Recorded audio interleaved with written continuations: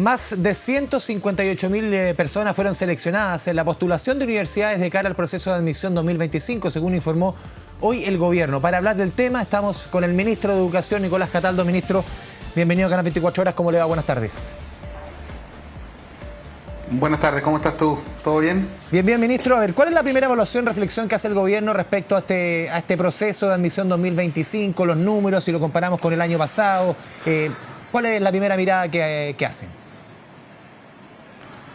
Bueno, efectivamente yo creo que estamos frente a la consolidación del instrumento que tenemos actualmente, la PAES, que ha permitido aumentar varias cifras, ¿no? Primero, la cantidad de personas que rindieron la prueba aumentó significativamente, la cantidad de personas que quedaron habilitadas para poder acceder a la educación superior, es decir, que lograron los puntajes mínimos para postular, que estuvieron en el orden de los 230.000 personas, y los postulantes, que fueron bastantes, 189.000, que presentaron propuestas para poder ingresar a alguna carrera, de los cuales 158.000 fueron admitidos. Esa es una cifra relevante porque ¿cuál es el propósito de la prueba de admisión a la educación superior? Es precisamente canalizar las inquietudes de los estudiantes para poder acceder a la educación superior que está adscrita al sistema, ¿no? Y yo creo que desde ese punto de vista el aporte de la prueba es significativa. Es una primera cosa. La segunda cosa importante son algunas brechas que históricamente hemos visto y que han ido cerrándose. Primero, hay más mujeres que logran acceder que en años anteriores, aumentando un 5,4% la presencia femenina en la admisión. Segundo, y esto es muy importante, al menos para nosotros como sistema educativo, es que hay un 7,5% de jóvenes que vienen del mundo técnico profesional. Es un segmento que históricamente ha sido muy rezagado, digamos, en el acceso a la educación superior. Y también es importante que el incremento de estudiantes de educación pública supera, digamos, en proporción a las otras dependencias, llegando a un 5,7% de estudiantes que acceden a través de haber estudiado en la educación pública, ya sea en este año, es decir, aquellos que egresaron a fines del año pasado, como aquellos que rindieron en los años anteriores la prueba y se prepararon para poder volver a postular en esta ocasión. Sí, ministro, también recalcar y subrayar, usted mencionaba el tema de las mujeres, más mujeres que entran en este proceso, que clasifican entre comillas, pero también la cantidad de mujeres en carreras científicas, en las famosas STEM. Hoy día son casi una de cada tres. Claro, todavía sigue siendo dominado por hombres, pero las cifras hace ¿cuánto? 10 años, 20 años, eran muchísimo inferior. O sea, ¿cómo ven ustedes ese número que va increciendo afortunadamente? Bueno, efectivamente, como lo dices tú, es una tendencia que se está revirtiendo, no ha sido fácil. De hecho, este es el segundo año que implementamos el programa a nivel nacional de más mujeres científicas. Este fue un trabajo que venía haciendo la Universidad de Chile hace cerca de 10 años. Partieron en el año 2014 con este programa en la Universidad de Chile, nosotros lo escalamos a nivel nacional. Este año dispusimos más de 2.800 vacantes a través de 42 instituciones que escribieron al programa, 2 más que el año pasado, y de ellas 1.500 postularon y accedieron a una carrera STEM a través de este programa Más Mujeres Científicas. Esto nos permite mostrar que el año pasado crecimos a un 30,1% de mujeres en carrera STEM. Este año llegamos a 32%, es decir, un incremento de 1,9 en mujeres en las carreras STEM. Es relevante porque es un incremento que sin el programa probablemente no habríamos visto y efectivamente va cerrando brechas también en un área tan relevante, pero también tan masculinizada como las carreras del área de la ingeniería, las matemáticas, la ciencia, la tecnología. Sí, ministro, también profundizar un número que usted entregaba respecto a la proporción o el crecimiento de alumnos que provienen del mundo municipal hacia esta admisión, 5,7% superior al porcentaje que aumentó la admisión en general. ¿Cuál es la lectura que hace la autoridad respecto al tema de estudiantes provenientes del mundo municipal, de colegios municipales que ingresaron a este proceso de admisión?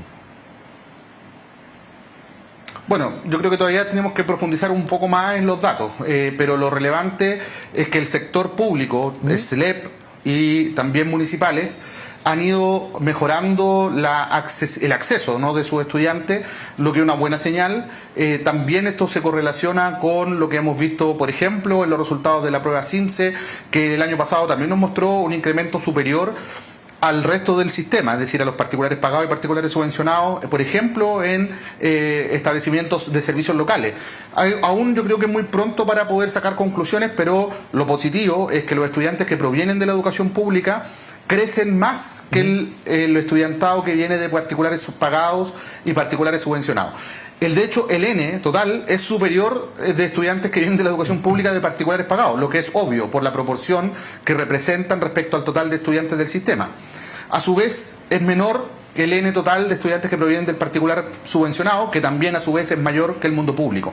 Por lo tanto, hay que mirar más en profundidad, pero es una buena noticia que la educación pública crezca a una tasa más rápida en términos de proporción que las demás dependencias, porque la oportunidad que genera la educación pública es la que tiene que ofrecer el Estado, naturalmente. Sí, le hago la pregunta y le pongo el foco en la educación pública, los colegios municipales, porque ha estado también la polémica puesta ahí después de conocido los resultados de la PAES hace 2 semanas.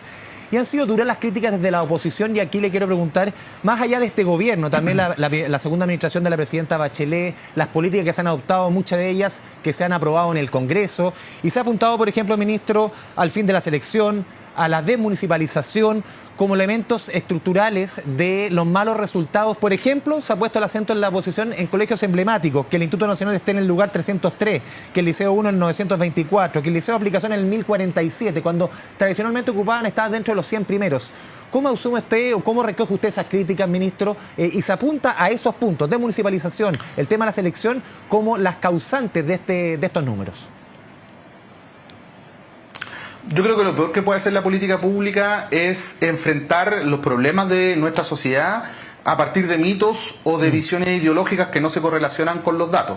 Lo primero que uno tiene que decir es que la educación pública, particularmente los servicios locales, no han representado en promedio una disminución de la calidad educativa. Al contrario, han permitido subir los estándares en resultados de aprendizaje, porque recordemos que hasta ahora se han focalizado la creación de servicios locales en territorios que han estado muy deteriorados, ¿no? Donde habían largos paros por no pago de cotizaciones previsionales o de remuneraciones de los docentes, con graves problemas de infraestructura, etcétera. Entonces, naturalmente, el sistema de educación pública hoy día representa crecimientos en mejoramiento de la calidad superiores a los del resto del sistema, porque también están mucho más abajo. Ya voy a admisión. Porque entonces están mucho más abajo que el resto. Por lo tanto, yo diría que al revés. Hoy día los servicios locales representan una oportunidad de mejoramiento más que un perjuicio. Otra cosa es que no nos gusten, eso ya es otro debate que es más político o ideológico, pero no tiene que ver con los datos. En el caso del SAE, yo diría que es algo similar. Uno puede reconocer que el sistema de admisión escolar puede mejorar sustantivamente, pero lo que no puede decir es que responsabilidad del SAE es que los estudiantes, por ejemplo, del Instituto Nacional, estén participando menos de los 100 primeros colegios a nivel de resultados en estas pruebas. Sobre todo porque el sistema de admisión escolar aún no promueve la primera generación que haya entrado al Instituto Nacional a través del sistema de admisión escolar. Es decir, esos estudiantes que entraron por el SAE todavía no egresan de cuarto medio, por lo tanto no han rendido ni una PAES ni nada por el estilo. Yo creo que acá hay otro análisis que hacer. De hecho, a nivel de masa, un dato que yo entregaba hace unos días atrás, más de 400 estudiantes, casi 500 estudiantes del Instituto Nacional fueron promovidos en cuarto medio y rindieron la PAES. Si uno lo compara con el establecimiento educacional que quedó en el primer lugar a nivel nacional, este solo tuvo 12 estudiantes, 10 más 2, rindiendo la prueba. Es decir, hay un tema de escala también que es significativo a la hora de comprender cómo uno se aproxima a los datos, ¿no?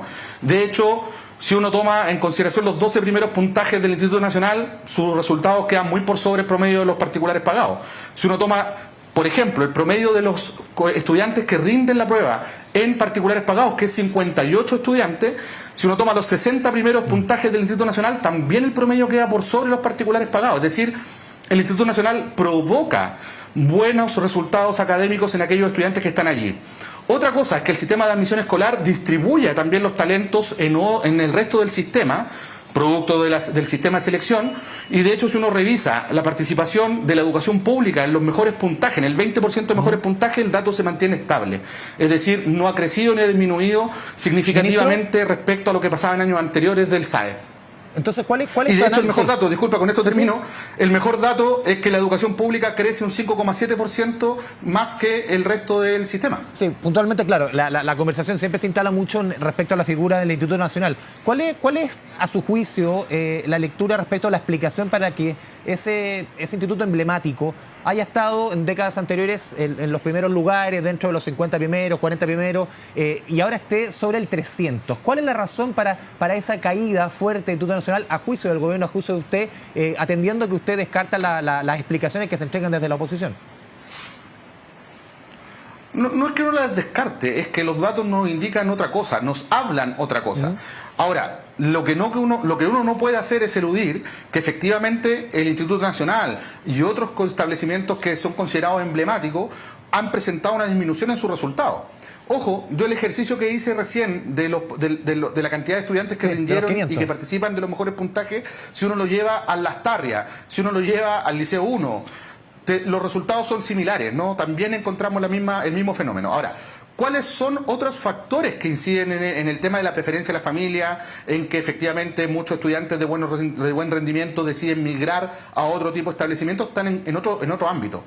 Y particularmente yo creo que el problema de la convivencia educativa es un tema central en que las familias elijan otro tipo de establecimiento, en que decían no postular al Instituto Nacional o al Liceo 1 o alguno de esos establecimientos emblemáticos, dada la alta tasa de conflictividad que se vive en el interior de esos establecimientos y que no es un problema de ahora, es un problema que lleva mucho tiempo. De hecho, si uno mira los resultados de aprendizaje y también los resultados de las pruebas de admisión, la baja ha sido sostenida durante más de una década y eso es algo que no podemos eludir, y hay un problema que es más estructural y que atraviesa mucho gobierno. Por lo tanto, sería injusto decir que este es un problema de este gobierno. Nosotros estamos tratando de hacernos cargo, de hecho tenemos que presentar un plan para los liceos emblemáticos, ni tampoco obedece a las reformas. Como te mencionaba recién, los datos nos dicen otra cosa.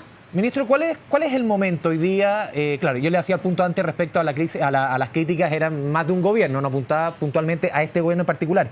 Pero ¿cuál es el momento hoy día, ministro Cataldo, de la educación pública? También insisto en las críticas que se han hecho desde la oposición hace mucho rato. Aquí se ha dicho que se le puso todo el foco, por ejemplo, a la educación universitaria, todo el foco a la selección, todo el foco a la desmunicipalización, muchas medidas que al final no mejoran la educación pública.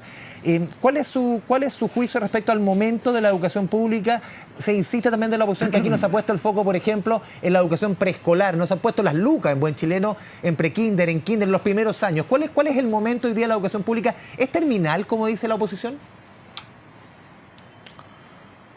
No, yo creo que ningún proceso es terminal, sobre todo en educación, que son procesos lentos, que son dinámicos, que obedecen a múltiples factores y no a uno solo, ¿no?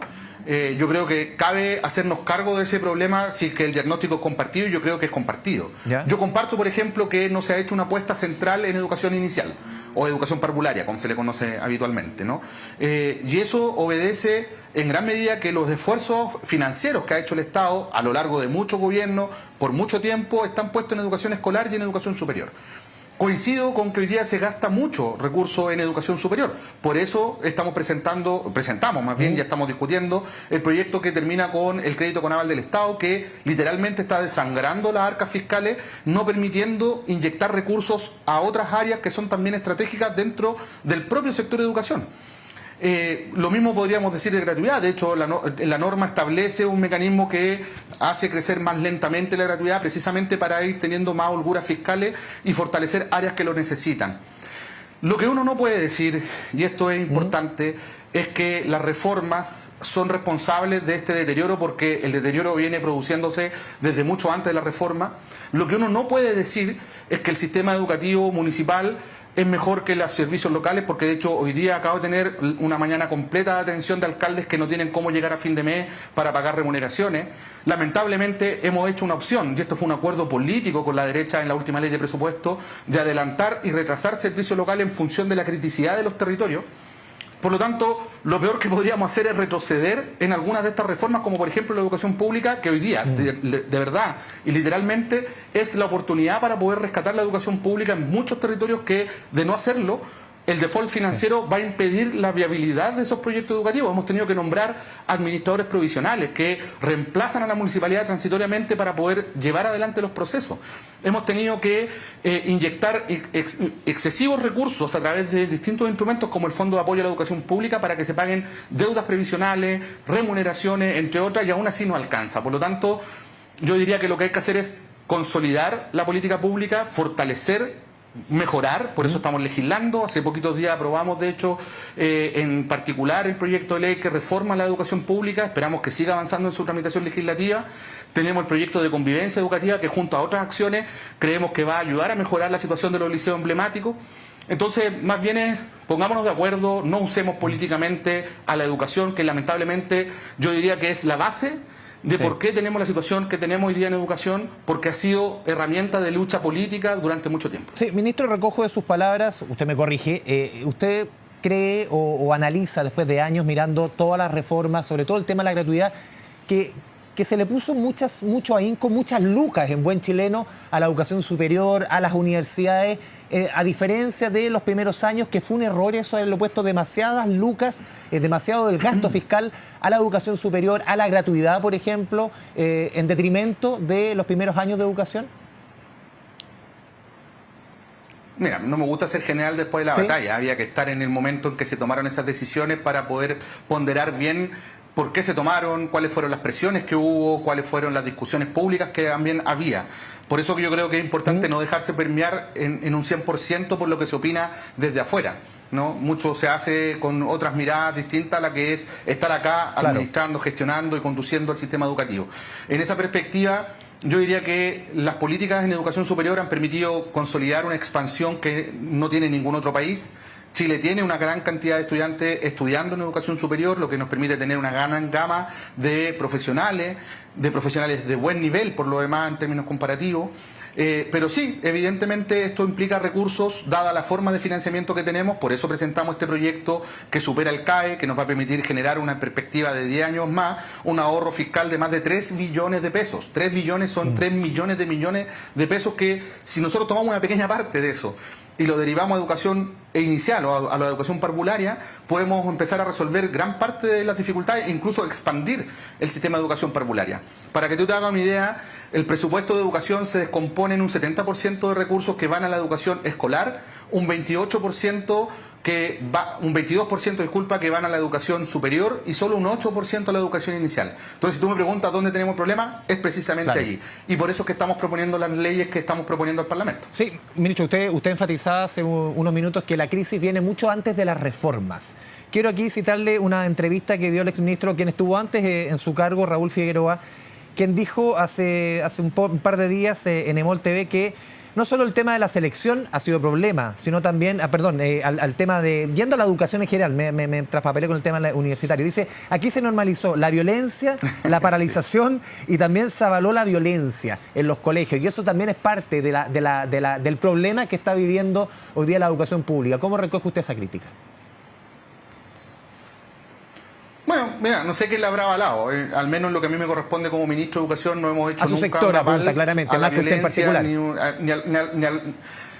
Sí, claro, lo que ocurre es que esto se expresa en acciones concretas. Nosotros pedimos, la Municipalidad de Santiago, de hecho, cuando ocurrieron los hechos de Limba, pidieron un fiscal con dedicación exclusiva. No es primera vez que se hacía. Efectivamente, yo entiendo que se está trabajando con el fiscal, que ojalá y espero llegue al fondo del asunto, que encuentre efectivamente responsabilidades para poder llevar a la justicia a estas personas. Nunca, y en esto quiero ser enfático, nunca se ha aplicado tantas veces las causales de expulsión, cancelación de matrícula y aula segura que lo que ha ocurrido en estos 3 años de periodo que a nosotros nos toca estar en el gobierno, digamos. Mucho más que en cualquier otra ocasión. Por lo tanto, mi impresión es que solo establecer la mano dura como criterio para poder abordar los problemas de convivencia en los establecimientos educacionales queda corto. Y queda corto con los vías de los datos, no lo digo yo, lo dicen los datos. El crecimiento que tuvimos durante el 2022 y el 2024 en tasas de denuncia, en sanciones administrativas que terminaron con la expulsión o la cancelación de matrícula de estudiantes es superior por mucho a lo que ocurría antes de la pandemia. Por lo tanto, yo diría que tenemos que encontrar formas distintas de abordar esta problemática y es por eso que tenemos ahora en un proyecto de convivencia educativa que también espero que salga luego del Congreso. Ya fue aprobado en la Cámara de Diputados, esperamos que ahora inicie su tramitación en el Senado y podamos despacharlo cuanto antes. Sí, ministro, los problemas complejos tienen que tener respuestas complejas. Generalmente, si las respuestas son más sencillas, absolutamente. No los problemas complejos son soluciones complejas. Ministro, usted haciendo un poquito de política ficción, hoy día, si uno mira el panorama electoral, la gran favorita hoy día en las encuestas solamente, hemos visto en otros procesos presidenciales que la situación cambia. Ya, la gran hoy día favorita es Eli Matei. No le quiero preguntar quién es favorito ni nada, ni su sector, ni nada de eso. ¿Usted teme? ¿Está haciendo ficción? Sí, Okay. ¿Usted teme ¿Teme una contrarreforma en materia educacional que el gobierno que asuma, por ejemplo, de Evelyn Matei, revierta muchas de las cosas que se han hecho? ¿Teme una...? Claro, muchos han dicho que no es lo más conveniente, especialistas sobre todo también de la oposición, pero ¿usted teme una contrarreforma desde la oposición si es que, por ejemplo, llegasen a ganar una presidencial? Lo que yo temo es la polarización del debate. Nunca le voy a temer a la democracia. Si sale electa la candidata de la oposición, es lo que resolvió el pueblo de Chile y eso hay que respetarlo y asumirlo con mucha responsabilidad. Y en esta persona no van a encontrar jamás un ministro de Educación o un ex ministro de Educación que no colabore con la tarea del gobierno que sea. Porque me parece que eso es lo que corresponde en términos de política educativa. Del mismo modo, espero que prime el diálogo y no las posiciones reduccionistas, las posiciones maniqueas, es decir, aquellas que miran el mundo en blanco y negro, porque me parece que los problemas, como te decía hace un rato atrás, son mucho más complejos. Y una contrarreforma lo único que va a generar es más inestabilidad, más incertidumbre en un sistema educativo que grita por tener estabilidad y certezas. Y yo creo que no podría cometer ese error, y espero que no se cometa ese error, sea el gobierno que sea el que viene, sino que más bien de consolidar, ajustar, enmendar, corregir, pero no de emprender grandes reformas en este sentido. Y yo tengo la confianza de que quien gane las elecciones va a tener esa capacidad y creo que la candidata de la oposición tiene voluntad de diálogo, al menos esa ha sido mi experiencia con ella. Sí, ministro, también le quiero hacer otra pregunta y le voy a hacer un parangón, una comparación. Ayer creo que fue la ministra, también comunista, del Partido Comunista, Janet Jara, ministra del Trabajo, señaló que a ella le encantaría, si fuera por ella, terminar con las AFP. Y decía, pero no tenemos los votos en el Parlamento. Me encantaría esto, pero no tengo los votos en el Parlamento. Le quiero preguntar a usted por el tema del CAE, el cambio del sistema, la condonación de parte de la deuda. A su juicio, ¿están los votos en el Congreso, más allá de lo que quiere el gobierno, haciendo un poquito de realismo? ¿Están los votos en el Congreso en un año electoral, en un año ríspido en la educación? ¿Usted cree que es viable una discusión como esa en el Congreso, tal como está la discusión? Tomando en consideración, por eso recojo las palabras y hago el parámetro con las declaraciones de la ministra Jara. Esto es lo que nos gustaría, pero no fue posible. En el caso del CAE, ¿cómo lo ve usted? Mira, yo creo que los votos hay que conseguirlos, los votos hay que construirlos, la mayoría se construye. Esa es la gracia del trabajo legislativo y a veces se puede y a veces no. Al gobierno no le ha Hay ido una bien esa diferencia construcción sustantiva en otros temas. Bueno, hasta ahora a mí me ha permitido con tranquilidad y con calma avanzar en los proyectos que hemos emprendido en muy poco tiempo, pero más allá de eso, porque las comparaciones siempre son odiosas, lo que yo diría es que a diferencia del debate de pensiones, que es muy complejo y que yo sé el esfuerzo que ha hecho la ministra Jara en llevar adelante, creo que ha tenido bastante éxito en construir un acuerdo que se veía hace poco tiempo imposible, y quiero chapó por la ministra Jara. En el caso del CAE hay un diagnóstico compartido y es que el instrumento no se sostiene en el tiempo. Esto significa anualmente más de 800.000 millones de pesos que el Estado tiene que invertir, poner para comprar las carteras de los estudiantes que dejaron de pagar, para poder financiar la brecha de la tasa de interés que se cobra del 6 al 2, para poder suplir también otros seguros que tiene la ley, más las universidades que también están teniendo que comprar garantías. Es decir, esto es un desangre para todos. Las familias la pasan mal, el Estado gasta mucho, pudiendo gastar menos, los estudiantes salen endeudados, por lo tanto, la verdad es que no hay ninguna razón para mantener ese instrumento. Acá el punto está en si vamos a ser capaces de ponernos de acuerdo en una necesidad del país, sobre todo cuando tenemos esta discusión que teníamos hace 5 minutos atrás respecto a cómo llevar recursos que son escasos, que son limitados, a la educación parvularia y de dónde salen. Lo que nosotros estamos diciendo es no tenemos que gastar más como país en educación. Lo que tenemos que hacer es gastarlo bien, gastarlo eficiente, hacer los movimientos de recursos de un sector a otro sin despotenciar ninguno, para que efectivamente podamos emprender un salto mucho más grande en términos cualitativos desde la educación inicial a la educación superior. Ministro Nicolás Cataldo, le agradecemos como siempre el diálogo y su buena disposición con Canal 24 Horas. Tocamos todos los temas, todo lo que pudimos abordar en poco más de 20 minutos. Gracias, ministro. Un abrazo. Como siempre te digo, me habría encantado estar más tiempo con usted porque la conversación es muy entretenida, pero muchas gracias por el espacio. Siempre habrá otra conversación. Gracias, ministro. Chao, chao. Chao.